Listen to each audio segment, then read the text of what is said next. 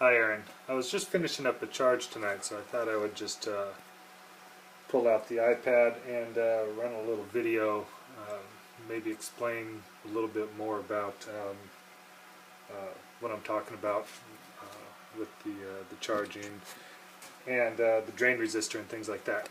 So let's see what I have here. I've got some light on the car. I'm actually going to flip this around real quick. If I can figure out how to flip it around. Oopsie. Well, maybe you can't when you're in the middle of the charging or recording. But here we go. I'm going to turn it around to the car. So you can see there's my Elcon charger right over there. We've got battery packs up top and a few right down there. I just ran out into the garage to see if this thing was done so I could unplug it for the night, and notice that it's really pretty close to being at the end of the constant what am I thinking? The constant current phase, which usually kicks off at about 125.1 volts. I don't know if you can see the meter. Maybe I can stand it up a little bit better. Does this seem focused on that? Let's see. This might be showing backwards, but still. Aha.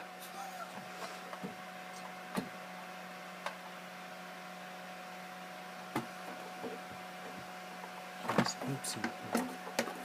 Try to drop this thing over here. Let's see. Yeah, the meter's looking like it's backwards, but measuring the full pack voltage, right now I'm at 124.9594, and that'll rise up to, yeah, the meter's totally backwards here in the picture, but that'll rise up to right about 125.1. I have a couple of cells. I don't even remember which one I call this one. But so this one's at 3.5180 and climbing. Some others 3.46. That's kind of more typical, right at the end of the constant current phase. Is 3.49. That's a little bit high. 3.43. That's 3.43, 3.44. I think is really kind of typical for what I would see. There's a 3.44. There's a 3.477. So, they really spread and they really get a little bit all over the place during the charging. But all in all,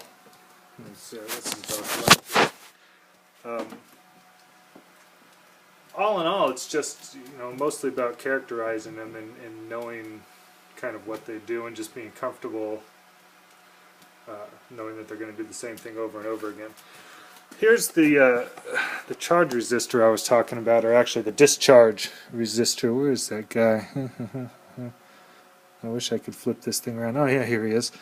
It's just a big power resistor hooked up to a pair of jumper cable ends, and that was actually a really good thing for just zapping some charge out of a battery. The first couple of times I charged, like I emailed you, I probably did that for the last hour, maybe a little bit more of the first 2 or 3 charging cycles. Once that's done, ideally for me actually, I have probably about I don't know, I would say 5 to 7 batteries that that all seem to get close to about 3.6 volts, somewhere between 3.5, 8, and 3.6 volts. And I like having a small group. I don't necessarily want all of them to be up there, since I am only charging to 3.475, I think is what 125.1 volts works out to. But as long as there's just sort of not one that's going up to the top end at the end of charge, and there's actually a few. I kind of think that I'm a little bit more comfortable with that. So, you know, all in all,